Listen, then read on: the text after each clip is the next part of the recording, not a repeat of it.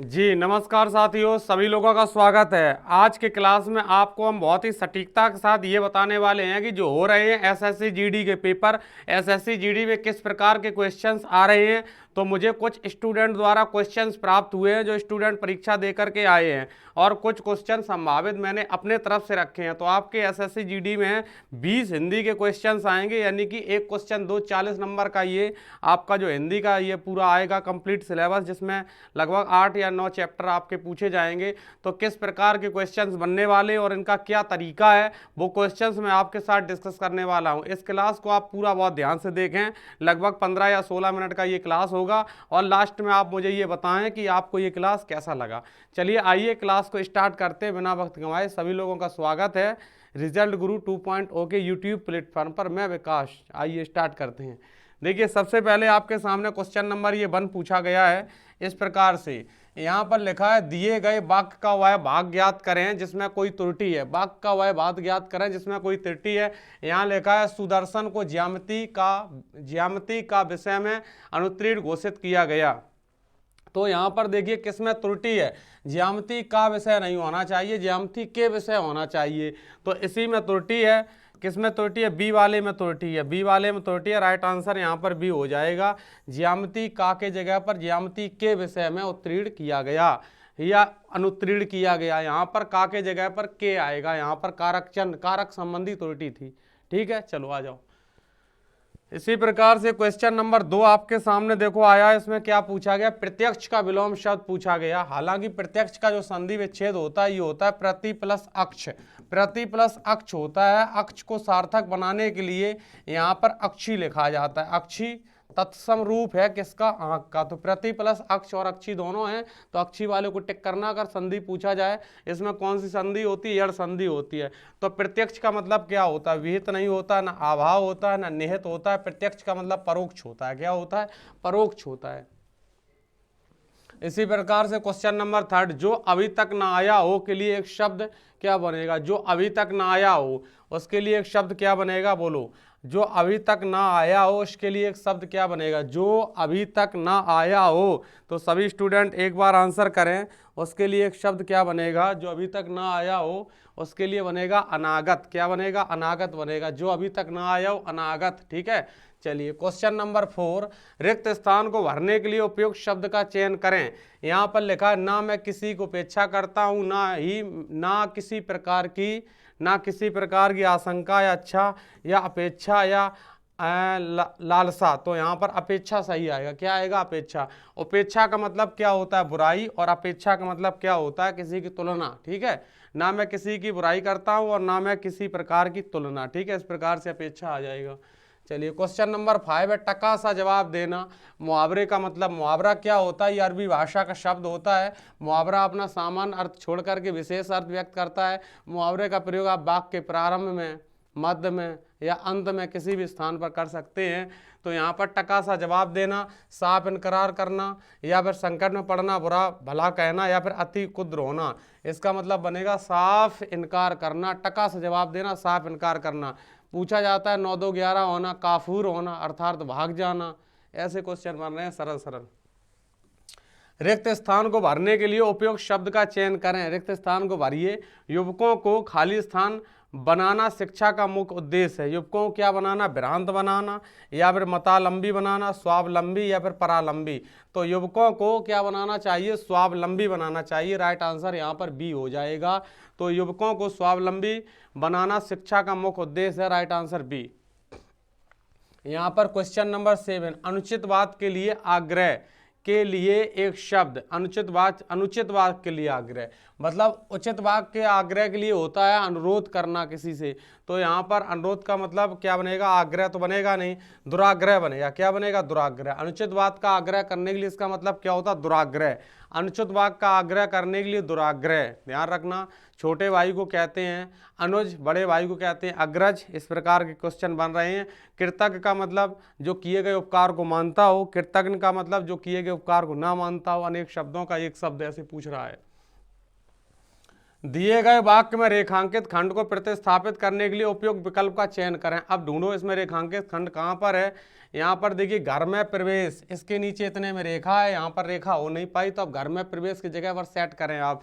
कुछ लोग मुहूर्त देखकर घर में प्रवेश करते हैं, तो इसका मतलब क्या बनेगा, गृह यज्ञ या फिर गृहपति या फिर गृहगत या फिर गृह प्रवेश। क्या बनेगा, गृह प्रवेश बनेगा। घर में प्रवेश को गृह प्रवेश किया जाता है, हवन पूजन किया जाता है, देवताओं को बुलाया जाता है, इस प्रकार से गृह पूजन होता है जब नए घर बनते हैं। एक देखिए इस प्रकार का जो पैराग्राफ आएगा, इसको आप बहुत ही ध्यान से अच्छे से पढ़ के मनस चेतन से इसका आप जवाब देना चाहेंगे। एक बार इसको ध्यान से पढ़िए और इसका जवाब करिए। चलिए हम पढ़ते हैं। यहाँ पर देखो लिखा है, आप लोगों ने कभी शुद्ध हृदय से इस पर विचार किया है कि माता मातृभूमि और खालिस्तान एक का आप पर कुछ ऋण भी है या नहीं, क्वेश्चन मार्क। एक जननी आपको जन्म देती है, अच्छा, एक की गोद में खेल कूद कर और खा पी कर आप पुष्ट होते हैं, और एक आपको अपने भावों को प्रकट करने की खालिस्तान दो दे आपके संसार में एक प्रत्यय सांसारिक जीवन को सुखमय बनाती है, जिसका आप पर इतना उपकार है, उसके लिए कुछ करना क्या आपका परम कर्तव्य नहीं है। प्यारे भाइयों, विस्मयादिबोधक का चिन्ह, उठो आलस्य छोड़ो, कमर कसो और अपनी मातृभाषा की सेवा में तत्पर हो जाओ, अपने को खालिस्तान 3 से मुक्त करो, संसार में खालिस्तान 4 कहलाओ और मातृ सेवकों में अपनी कीर्ति छोड़ जाओ। परंतु ध्यान रहे यह व्रत साधारण नहीं है, इस व्रत का पालन करना खालिस्तान 5 की धार पर चलने के समान है। बहुत अच्छा पैराग्राफ है, इस पैराग्राफ को आप निसंदेह एक बार पढ़ें और इसका आप जवाब करने की कोशिश करें। चलिए आइए बात करते हैं क्वेश्चन नंबर 1 पर। आप लोगों ने कभी शुद्ध हृदय से इस पर विचार किया है कि मातृभूमि और खालिस्तान, और क्या बनेगा, और यहाँ पर देखिएगा, और मतलब मातृभाषा, राजभाषा का मतलब ऐसी भाषा जो सरकारी कामकाज की भाषा हो। भारतीय संविधान में अनुच्छेद 343 के फर्स्ट क्लॉज में हिंदी को राजभाषा का दर्जा 14 सितंबर 1949 को दिया गया। भाग 17 में राजभाषा का उल्लेख है। अपने यहाँ की कोई भी राष्ट्रभाषा नहीं है, संचार भाषा नहीं होगा। मातृभाषा किसे कहते हैं, वह भाषा जो बालक परिवार और समाज से सीखता है, मातृभाषा कहते हैं। तो यहाँ पर अब देखिए आ गया, पहले पर आ गया मातृभाषा, क्या आ गया, यहाँ पर शब्द आ गया मातृभाषा का आप पर कुछ ऋण भी है या नहीं। एक जननी आपको जन्म देती है, एक की गोद में खेल कूद कर और खा पी कर आप पुष्ट होते हैं, और एक आपको अपने भावों को प्रकट करने की खालिस्तान दो दे। क्या दे, प्रकट करने की क्या दे, खालिस्तान दो में मतलब शक्ति दे, भक्ति दे, रोग के या फिर मुक्ति। मतलब देखो मुक्ति और रोग नहीं देगा, भक्ति या शक्ति में तो आप शक्ति लिखो, शक्ति दे, सामर्थ्य दे, क्षमता दे। तो यहाँ पर दूसरे नंबर पर देखो क्या आ जाएगा, दूसरे नंबर पर आ जाएगा शक्ति दे। यहाँ पर शक्ति दे, क्षमता दे, सामर्थ्य दे। शक्ति दे आपको संसार में एक प्रत्यय अलग के सांसारिक जीवन को सुखमय बनाती है, जिसका आप पर इतना उपकार है, उसके लिए कुछ करना क्या आपका परम कर्तव्य नहीं है। अच्छा बिल्कुल है। हमारे भाइयों, उठो आलस को छोड़ो, कमर कसो और अपनी मातृभाषा की सेवा में तत्पर हो जाओ, और अपने को अब यहाँ पर क्या आएगा आपको सोचना पड़ेगा ऑप्शन के हिसाब पर। अपने को चलिए देखते हैं, अपने को यहाँ पर पितृ ऋण या फिर मातृ ऋण या फिर गुरु ऋण या फिर ईश्वर ऋण। तो अपने को यहाँ पर क्या आएगा, अपने को जो माता की बात है मातृ ऋण, अपने को मातृ ऋण आ गया। अब यहाँ पर क्या आएगा, कपूर या फिर कपूत या फिर सपूत। तो यहाँ पर देखिए मातृ ऋण आ गया, और इसके बाद क्या आएगा, अपने को मातृ ऋण से मुक्त करो। यहाँ पर माता का जो ऋण है धरती पर जो आपने विचरण किया है उसको मुक्त करो, संसार के खालिस्तान 4 कहलाओ। संसार के क्या कहलाओगे, अब देखिए मातृ ऋण से मुक्त करो और संसार के आप क्या कहलाओगे, यहाँ पर संसार के आप सपूत कहलाओगे। क्या कहलाओगे, सपूत। तो ऑप्शन में सपूत था, ठीक है। मातृ ऋण को अपनी कीर्ति छोड़ दो, परंतु ध्यान रहे, कीर्ति ऋण छोड़ दो और परंतु ध्यान रहे यह व्रत साधारण नहीं है, इस व्रत को पालन करो। हाँ, सपूत कहलाओ, यहाँ पर आएगा सपूत कहलाओ। फिर नीचे क्या आएगा, मातृ सेवा अपनी कीर्ति छोड़ दो परंतु ध्यान रहे व्रत साधारण नहीं है, इस व्रत का पालन करना किसकी धार पर चलने के समान है, पालन करना किसकी धार के चलने के समान है। ऑप्शन में देखो यहाँ पर तो सपूत आएगा। अब किसकी धार की चलना, चाकू या पानी या तलवार। आदमी हमेशा यूज करेगा तलवार की धार के चलने के समान है। तो वहाँ पर क्या आ जाएगा, यहाँ पर आ जाएगा तलवार। क्या आ जाएगा, यहाँ पर तलवार आ जाएगा। इस प्रकार से ये 5 क्वेश्चन आए या फिर आपके 3 आए, तो इस प्रकार के आपको हैंडल करने हैं क्वेश्चन को। एक बार पढ़ लेना पूरे से, मामला पूरा सेट हो चुका है। तो यहाँ पर मातृभाषा आया, यहाँ पर क्या आया, शक्ति आया, मातृ आया, माता का जो ऋण चुका दो। यहाँ पर सपूत, सपूत और कपूत दोनों ही हिंदी भाषा के शब्द हैं, ठीक है। तलवार आया। अब देखो एक नया क्वेश्चन आया आपके सामने, रिक्त स्थान को भरने के लिए उपयुक्त शब्द का चयन करें। अच्छा आइए, तुम मेरा अपमान मत करो, मुझे स्वयं अपने कर्मों पर हो रहा है। क्या हो रहा है यहाँ पर, मुझे अपने कर्मों पर क्या हो रहा है। तो एक क्वेश्चन ये HW1 है। इसका राइट आंसर आप कहाँ करेंगे, कमेंट सेक्शन में करेंगे। अगर आप नियमित तरीके से क्लास को देख रहे हैं, फिर आपको हम कल इसका आंसर बताएंगे, ठीक है। चलिए, बद्ध शब्द का विलोम बताइए। बंधन बनेगा, मोक्ष बनेगा, मुक्त बनेगा या फिर प्रतिबद्ध। बद्ध का मतलब बनेगा मुक्त, बद्ध का मतलब बंधा हुआ और मुक्त का मतलब खुला हुआ। बिल्कुल सही बात है, ठीक है।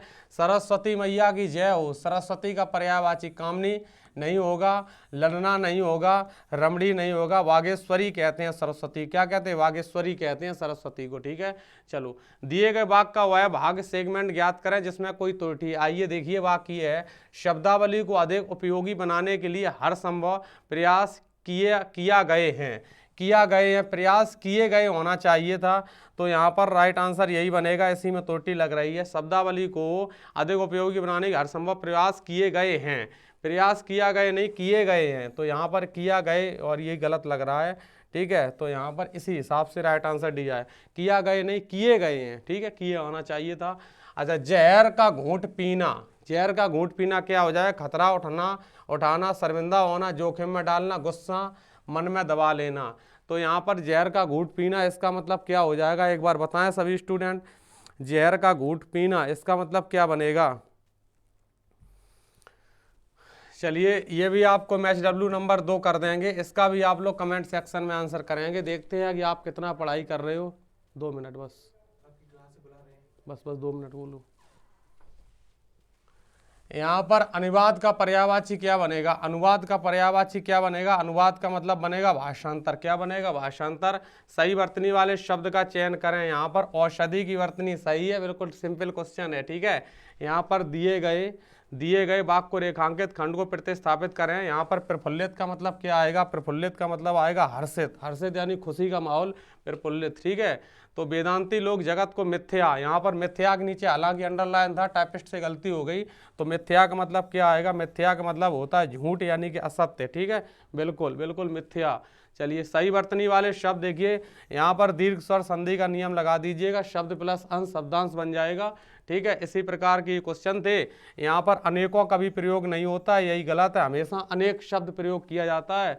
चलिए, क्वेश्चन नंबर 25 है, संक्षेपण में शब्दों के प्रयोग में खाली स्थान होना चाहिए। क्या होना चाहिए, संयम होना चाहिए। तो इस प्रकार के 25 क्वेश्चन थे, इनको आप देखें और बताएं क्लास आपको कैसा लगा। जय हिंद, जय भारत, जय रिजल्ट गुरु।